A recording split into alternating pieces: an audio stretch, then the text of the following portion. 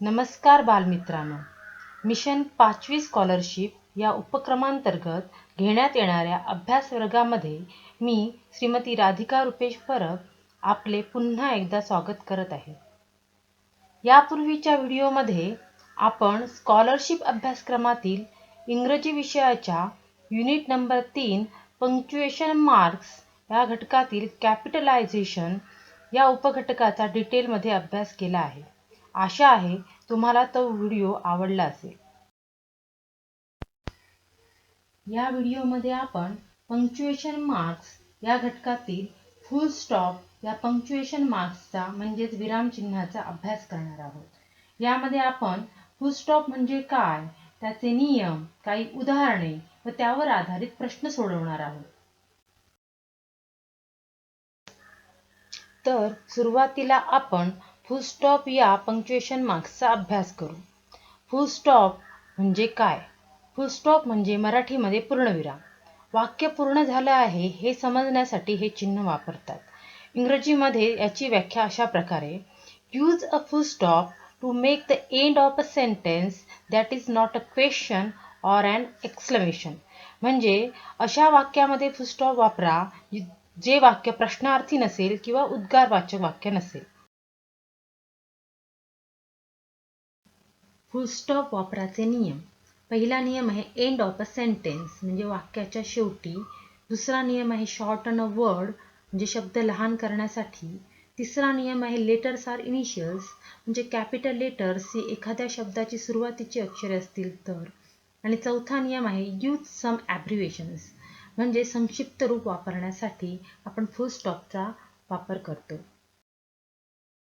आता आपण जे नियम पाहिले ते नियम, त्यांचा अर्थ काय आणि त्या उदाहरणासहित आपण ते नियम समजावून घेऊया. पहिला रूल होता अ full stop is used at the end of the complete sentence म्हणजे पूर्ण वाक्याच्या शेवटी आपण पूर्णविराम वापरतो. उदाहरणार्थ आय ॲम अ गर्ल हे एक पूर्ण वाक्य आहे आणि त्याच्या शेवटी आपण पूर्णविराम वापरलेला आहे. I study English. Let me go please. I am going to visit my friend next week. ही पूर्ण वाक्य आहेत आणि त्यांच्या शेवटी आपण पूर्णविराम वापरलेला आहे.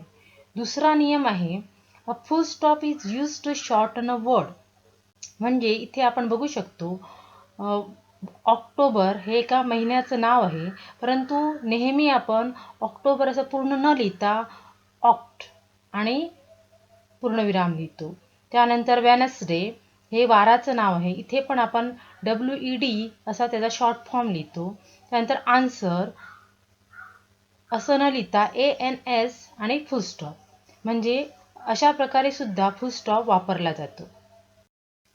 फुल स्टॉपचा तिसरा नियम आहे full stop should be used when the letters are initials म्हणजे बऱ्याच वेळा आपण एखाद्या व्यक्तीचे, शहराचे, पदाचे किंवा स्थळाचे संपूर्ण नाव न लिहिता त्याच्या शब्दाच्या सुरुवातीची अक्षरे कॅपिटल लेटर्समध्ये शॉर्ट फॉर्ममध्ये लिहितो, तेव्हा त्या दोन अक्षरांमध्ये फुल स्टॉप आवश्यक असतो.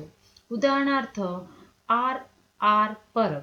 इथे RR परब असं शॉर्ट फॉर्ममध्ये लिहिलेलं आहे आणि प्रत्येक वेळी तिथे फुल स्टॉप दिलेला आहे. नंतर UK म्हणजे युनायटेड किंगडम हे नाव सुद्धा शॉर्ट फॉर्ममध्ये लिहिलेलं आहे. MP म्हणजे मेंबर ऑफ पार्लिमेंट आणि ही इनिशियल स्टेटस लिहिताना मध्ये पूर्णविराम किंवा फुल स्टॉप वापरलेला आहे.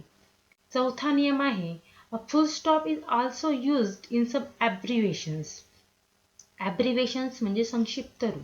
काही शब्दांचा आपण संक्षिप्त रूप वापरतो. ETC म्हणजे एक्सेट्रा. I.E. म्हणजे दॅट इज. E.G. म्हणजे फॉर एक्झाम्पल. आणि ह्या ॲब्रिव्हिएशन्स वापरताना सुद्धा आपण मध्ये पूर्णविराम किंवा फुल स्टॉप वापरतो. फुल स्टॉप या घटकावर आता आपण काही सॅम्पल क्वेश्चन्स पाहूया. पहिला प्रश्न आहे which punctuation mark will be use in the given sentence म्हणजे खाली दिलेल्या वाक्यामध्ये कोणते पंक्च्युएशन मार्क तुम्ही वापराल. वाक्य आहे लेट मी गो प्लीज. हे एक कंप्लीट वाक्य आहे आणि कंप्लीट वाक्याच्या शेवटी आपण फुल स्टॉप वापरतो. त्यामुळे पर्याय क्रमांक 1 आपल्याला रंगवायचा आहे. फुल स्टॉप या घटकावर आधारित आपण अजून एक प्रश्न पाहूया. Select from the given alternatives the correct punctuation required for given sentence. म्हणजे खाली दिलेल्या पर्यायांमधील योग्य पंक्च्युएशन मार्क्स खालील वाक्यासाठी वापरा. वाक्य आहे we have a variety of sizes, for example small, medium, large and extra large. पर्याय आहेत कॅपिटल लेटर फॉर लार्ज. दुसरा पर्याय inverted commas before from small and after extra large. तिसरा पर्याय आहे फुल स्टॉप फॉर इजी आणि चौथा पर्याय आहे डॅश आफ्टर इजी. आपण जे काही फुल स्टॉपचे नियम पाहिले त्यामध्ये एक नियम असा होता की यूज फुल स्टॉप फॉर ॲब्रिव्हेशन्स. म्हणजे आपण काही शब्दांसाठी ॲब्रिव्हेशन फॉर्म्स वापरतो, त्यामध्ये आपण फुल स्टॉप वापरणं आवश्यक आहे. मग इथे आपण इजी याला आपण फॉर एक्झाम्पल असं म्हणतो. मग तिथे ई आणि जी नंतर फुल स्टॉप आवश्यक आहे, म्हणून पर्याय क्रमांक 3 फुल स्टॉप्स फॉर ई जी. मित्रांनो, आज आपण पंक्च्युएशन मार्क्स या घटकातील फुल स्टॉप आणि कॉमा या उपघटकांचा डिटेलमध्ये अभ्यास केला. त्यांचे नियम उदाहरणासहित समजावून घेतले, त्यावर आधारित प्रश्न सोडवले. मित्रांनो, हे सर्वच नियम तुमच्या अभ्यासक्रमासाठी आवश्यक नसले तरी भविष्यात इंग्रजी व्याकरणाचा अभ्यास करण्यासाठी तुम्हाला निश्चितच उपयोग होणार आहे.